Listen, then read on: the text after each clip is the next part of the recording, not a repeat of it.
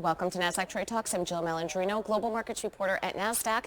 Joining us at the MarketSite studio in Times Square, New York City, we have Michael Romer. He is managing partner at Romer DeBest, a boutique New York City real estate firm. We're going to discuss why rates need to come down a bit to reignite the housing market. It's great to see you as always. Welcome back to Trade Talks. Great to see you, Jill. Thank you again for having me. Always a pleasure. Thank you. And 70% of mortgages in the U.S., they're locked in at less than 4%. So logic would tell you that rates need to come back to the 4 or 5% level to keep this market moving, or reignite it at least. Yeah, this is what we're seeing in the mortgage market throughout the country. Everybody who wanted to refinance did. So people that are sitting locked in at 3 to 4% interest rates, they're not refinancing anytime soon.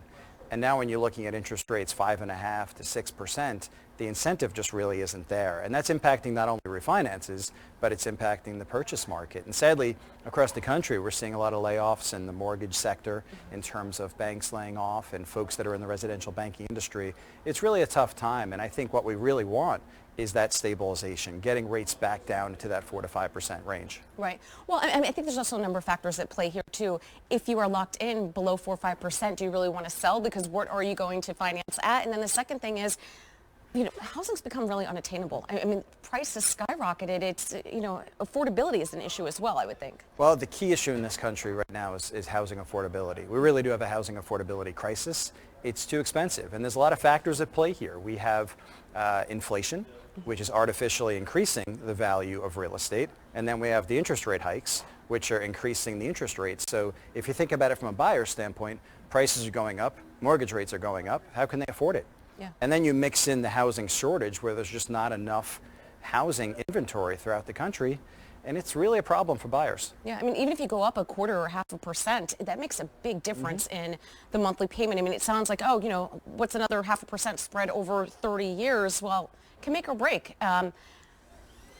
My question to you, though, is, 5-6% from a historical perspective is somewhat in line. Is it because it was how rapidly they were increased that was the shock to the system? The concept of too much too soon comes to mind. If you look at a couple of years ago, I took out a 30-year fixed mortgage 2 years ago, 2.95%. Mm-hmm. So they've effectively doubled in such a short period of time. That will negatively impact any real estate market no matter what. It's just too much too soon. It was aggressive interest rate hikes, obviously meant to offset inflation, but the end result was higher mortgage rates and also higher expectations on the part of sellers, which has really impacted pricing across the board because a seller feels that their property is actually worth more than it might be. Right. So do buyers have the advantage at this point? Well, no, the buyers actually are having an affordability problem. Right. The buyers that have the advantage right now are the liquid buyers that actually have cash in their pocket and are willing to buy. So most transactions we're seeing here in the residential market are actually cash transactions.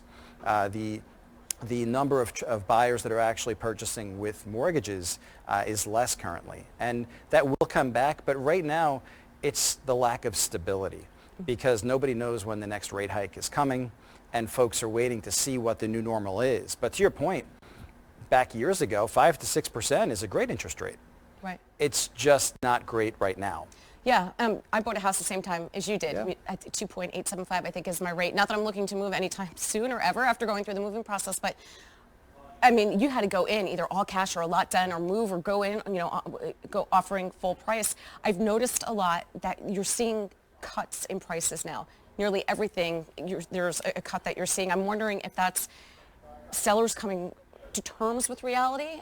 And it's not that they're desperate to sell, but the price just didn't make any sense in the market? If a seller truly wants to sell in today's market, the price reduction was a must because buyers were reaching a point that they were effectively priced out. Except for that liquid cash buyer that had the actual funds to buy the property, those that needed financing, they were waiting for the prices to drop. They just are starting to. Obviously, every market is different. Here in New York, we're starting to see some reductions in the last few months. Mm-hmm. The question is, are we past the bottom? You probably heard CEO of Compass, Robert Refkin, recently saying in the media that he expected that Q4 of last year was the bottom of the market, and he's predicting the market to rebound. Right now, we're waiting to see if that's actually the case. Our hope is yes. My feeling, if I've learned nothing over the years, it's never make any predictions in January because you just don't know. Right. And we'll see it, but I am optimistic. I think we're turning the corner. We're starting to see an increase in volume in the office. Are there any segments that are kind of immune to it, like, 1 to 3 million in the city? Because that's always a very dense category. Are there any areas that are immune to this? 1 to 3, the under $3 million range in the New York City market is somewhat immune. It's not fully immune because the buyers that are impacted by this, maybe they felt they could afford that $1 million unit with the mortgage rates, then they realize, well, maybe I can't. So it's not necessarily immune, but the $1 to $3 million apartment range here in New York City is not struggling. The demand is there and the inventory is moving. On the higher end, that's where you're seeing the greatest reductions. And those wealthy, sophisticated buyers that are coming in, they're realizing now that they could actually get the deal that they want. Yeah, which is so interesting because I think it would have been the opposite, right? Like if, $1 to $3 million, you have to do a lot of budgeting and that. But look, if you can afford a $60 million penthouse, are you really worried if, I would imagine a lot of them come in with a decent amount of cash. Yeah, it's true. Nobody feels bad for the $60 million buyer. But I will tell you that those that are sophisticated, they were waiting. There was a lot of cash on the sidelines, a lot of liquidity on the sidelines waiting for the prices to come down because nobody ever wants to overpay, and no broker ever wants to advise a buyer to overpay because that buyer will come back and say, why did you let me do this? All right. Appreciate the insight as always. Thanks for joining us on Trade Talks. Thank you, Jill. And thanks for joining me. I'm Jill Malandrino, Global Markets Reporter at Nasdaq.